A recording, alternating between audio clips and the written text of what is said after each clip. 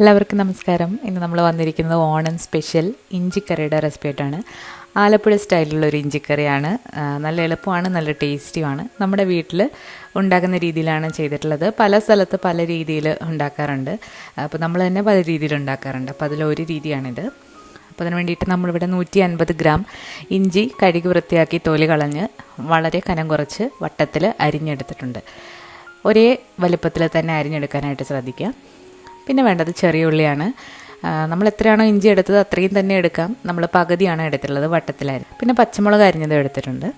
പിന്നെ ഒരു പാനിൽ 4 ടേബിൾ സ്പൂൺ വെളിച്ചെണ്ണ നന്നായിട്ട് ചൂടായി വരുമ്പോഴത്തേക്ക് വട്ടത്തിൽ അരിഞ്ഞു വെച്ചിരിക്കുന്ന ഇഞ്ചി ചേർത്തിട്ട് ചെറുതീയിലിട്ട് നന്നായിട്ടൊന്ന് ഫ്രൈ ചെയ്ത് എടുക്കണം. തീ ഒരുപാട് കൂടിയാൽ പെട്ടെന്ന് ഇത് കരിഞ്ഞു പോവും. അപ്പോൾ ചെറുതീയിലിട്ട് നന്നായിട്ടൊന്ന് ഫ്രൈ ചെയ്ത് എടുക്കാം. അപ്പോൾ ഇഞ്ചിയൊക്കെ ഒരു 1/4 ഫ്രൈ ആയിട്ടുണ്ട്. ഇതേ സമയം നമുക്കിനി ഇതിലേക്ക് ചെറുതായിട്ട് അരിഞ്ഞ ചെറിയ ഉള്ളിയും കൂടെ ചേർക്കാം. കൂടെ തന്നെ പച്ചമുളകും കൂടെ ചേർത്തിട്ടുണ്ട്. ഇനി ചെറിയ ഉള്ളിയും പച്ചമുളകും എല്ലാം നന്നായിട്ടൊന്ന് മൂത്ത് വരണം.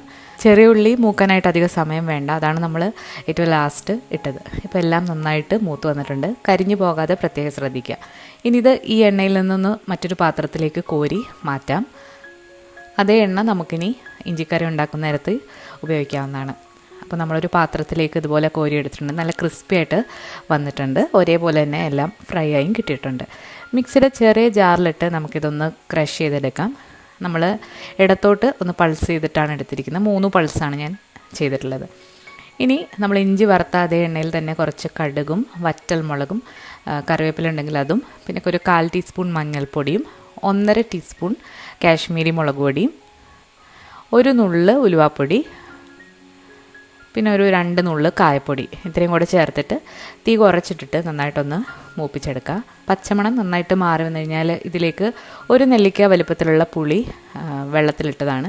അപ്പോൾ അത് പിഴിഞ്ഞിട്ട് ആ വെള്ളവും പുളിയും കൂടെ ഇതിലേക്ക് ചേർക്കും. പുളിവെള്ളമൊക്കെ മൊത്തത്തിൽ ചേർത്ത് കൊടുത്തു. ഇനി ഒരു 1.5 ടീസ്പൂൺ ശർക്കര പൊടിച്ചാണ്, അത് മധുരത്തിനനുസരിച്ചിട്ട് ചേർക്കാം. നന്നായിട്ടൊന്ന് തിളപ്പിച്ചെടുക്കുക. നന്നായിട്ട് തിള വന്നു കഴിഞ്ഞാൽ നമ്മൾ നേരത്തെ പൊടിച്ച് വെച്ചിരിക്കുന്ന ഇഞ്ചി അതൊക്കെ ചേർത്ത് കൊടുക്കാം. ഉപ്പ് നമ്മളിതുവരെ ചേർത്തിട്ടില്ലായിരുന്നു, ഉപ്പും കൂടെ ചേർത്ത് കൊടുക്കാം. ഇപ്പോൾ നമ്മുടെ ഇഞ്ചിക്കറി നന്നായിട്ട് കുറുകി തിളച്ച് വന്നിട്ടുണ്ട്. വളരെ ടേസ്റ്റി ആയിട്ടുള്ള ഇഞ്ചിക്കറിയാണ്. അപ്പം കൂടുതൽ ദിവസങ്ങൾ ഇരിക്കണമെന്നുണ്ടെങ്കിൽ ഇത് ഫ്രിഡ്ജിൽ ഒരു എയർ ടൈറ്റ് ആയിട്ടുള്ള കണ്ടെയ്നറിൽ സൂക്ഷിച്ച് ചൂടാക്കി എടുക്കാവുന്നതാണ്. അപ്പോൾ എല്ലാവരും ഒന്ന് ഈ രീതിയിൽ ട്രൈ ചെയ്ത് നോക്കിയിട്ട് നിങ്ങളുടെ അഭിപ്രായങ്ങൾ അറിയിക്കുക. നമ്മൾ പലതരത്തിലുള്ള ഇഞ്ചിക്കറികൾ ഇതിന് മുൻപ് അപ്ലോഡ് ചെയ്തിട്ടുണ്ട്. തേങ്ങ ചേർത്ത് വറുത്തരച്ചതും അതുപോലെ പുളി ഇഞ്ചി ഒക്കെ നമ്മൾ അപ്ലോഡ് ചെയ്തിട്ടുണ്ട്. അപ്പോൾ ഓണം പ്ലേലിസ്റ്റിൻ്റെ ലിങ്ക് ഞാൻ കമൻറ്റിൽ പിൻ ചെയ്ത് വെക്കാം. അതുപോലെ നമ്മുടെ കംപ്ലീറ്റ് ആലപ്പുഴ സ്റ്റൈലിലുള്ള ഓണസദ്യ മെനു നമ്മൾ കഴിഞ്ഞ വർഷം അപ്ലോഡ് ചെയ്തതാണ്.